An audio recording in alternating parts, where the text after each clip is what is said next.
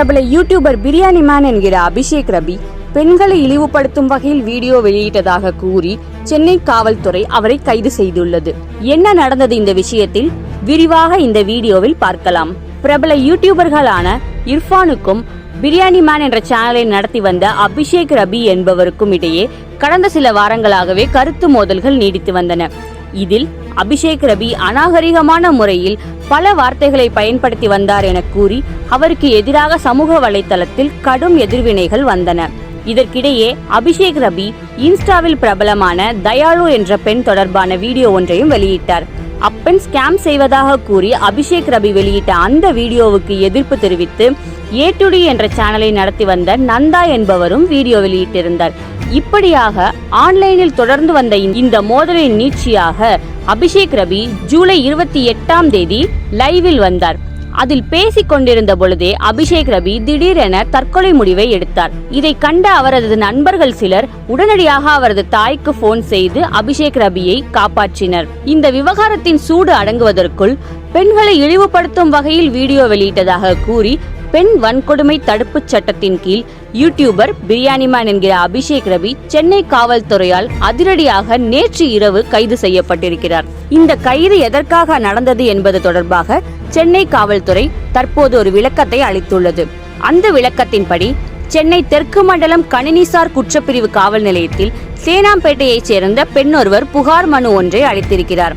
அதில் நான் தினம்தோறும் காலையில் நடைபயிற்சி செய்யும் செம்மொழி பூங்காவின் நற்பெயரை கெடுக்கும் வகையிலும் பெண்களை இழிவுபடுத்தும் வகையிலும் ஆபாசமான உடல் மொழி சைகைகளை வீடியோவாக பதிவு செய்து அந்த காணொலியை யூடியூபில் பதிவேற்றம் செய்துள்ளார் பிரியாணி மேன் என்கிற யூடியூப் சேனல் நடத்தி வரும் அபிஷேக்.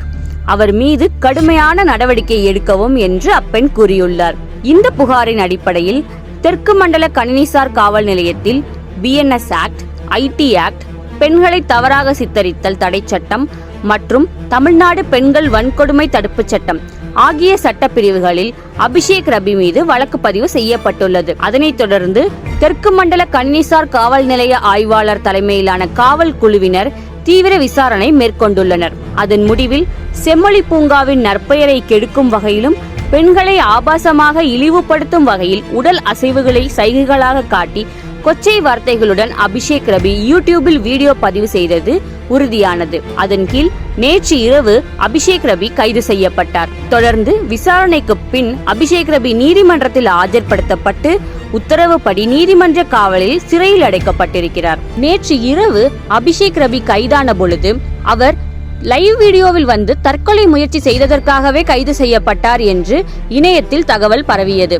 இந்நிலையில் இன்று சென்னை காவல்துறை அவர் செம்மொழி பூங்கா தொடர்பான வீடியோவிற்காகவே கைது செய்யப்பட்டுள்ளதாக தெளிவுபடுத்தியுள்ளது. குறிப்பிட்ட இந்த வீடியோ 3 மாதங்களுக்கு முன் பிரியாணி மேன் என்கிற யூடியூப் சேனலில் பதிவேற்றம் செய்யப்பட்டது குறிப்பிடத்தக்கது.